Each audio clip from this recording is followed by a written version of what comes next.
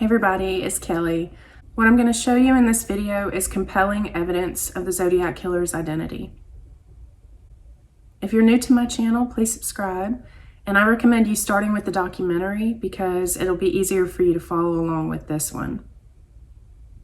The Z13 Code was mailed to the San Francisco Chronicle after the Z340.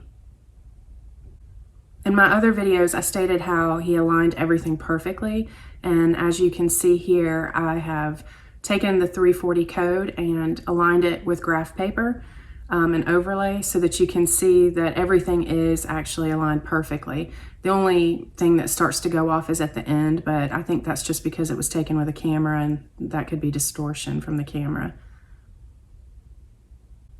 The new letter included a 13-character code along with a bus bomb drawing, a diagram showing how the bomb was going to be set up. It reads, "My name is," and then it has a line and it follows with the characters. He has a couple of misspellings in that letter, and I'll get to that in a little bit. The main thing that I want you to notice is on the second page that he included with the 13-character letter, it says "my name is" and then the line, but on the next page you can see that he is saying that his name is K. The quotation marks below the is and the K, I mean, it just can't be a coincidence. He put that there for a reason. I don't know how no one ever caught it, or the cops, investigators, whatever. So anyway, he's saying my name is K. And over here, you can see that he spelled kid wrong. He spelled it C-I-D. And if you just say that in itself, it's C-I-D. So I think, again, that's another clue that the K is to reveal his name. Since there's only 13 characters, typically you can't solve a code with just that little amount of characters. And nothing matched with the Z340 as far as substitution. It's not the same. So I decided to take it and discover what would happen if I put it into a Caesar cipher, which is just basically a simple shift by a certain amount of numbers.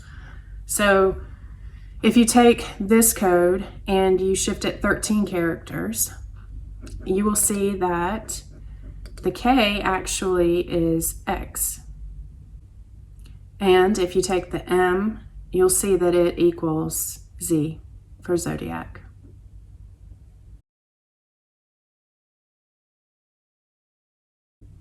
This one is really interesting that I want you all to pay attention to.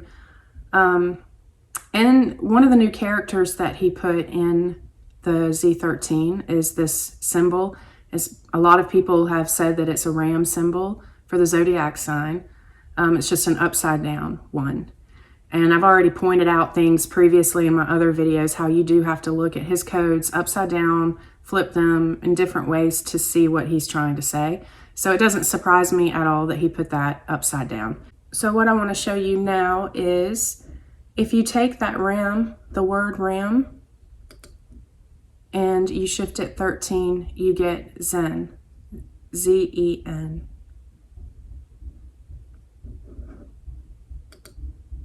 As you can see, Xenophone is pronounced as Zen, Z-E-N.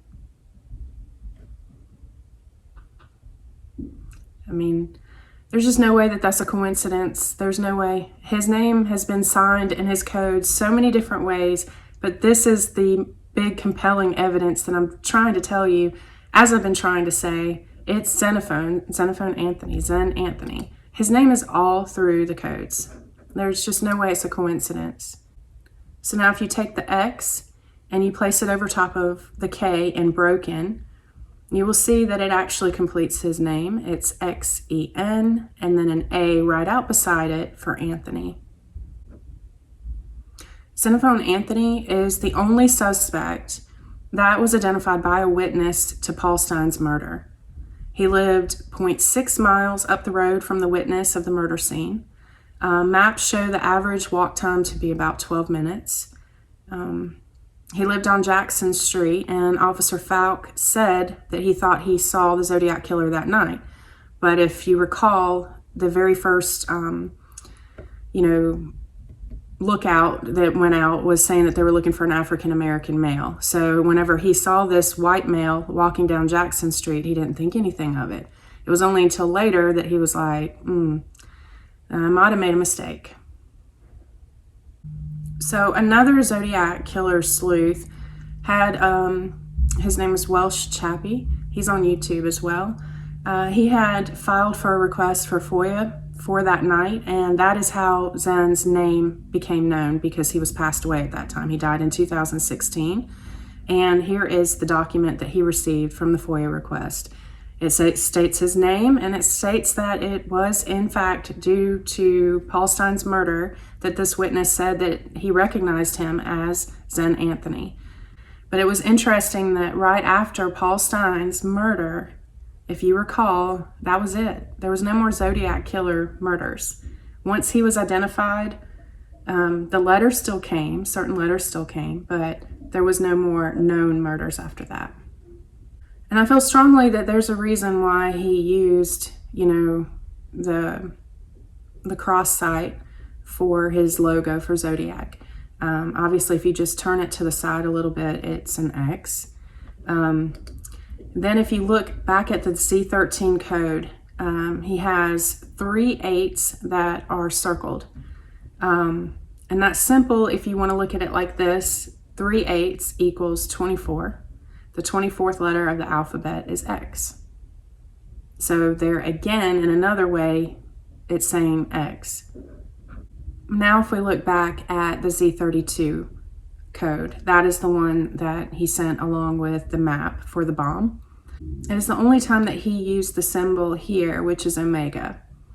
And if you look at what omega is in the Greek alphabet, it is also the 24th and final letter of the Greek alphabet. So you got 24 again.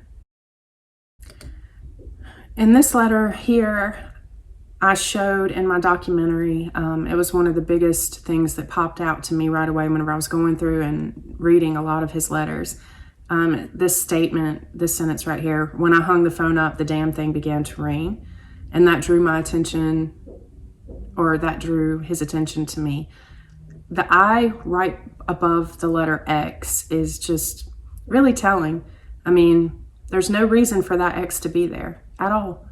There's an X, and then right next to it is a circle doodle, which again, if you look at his signature moving forward, his signature for Zodiac was a sight, a gun sight, crosshair, which is also an X with a circle, just depending on how you look at it. So that's the beginning of his signature, I believe, his logo, so to speak. But more importantly, he put the X right below the word I. So he was cluing in from the very beginning that his name starts with X. And that's a rare name, it's not common.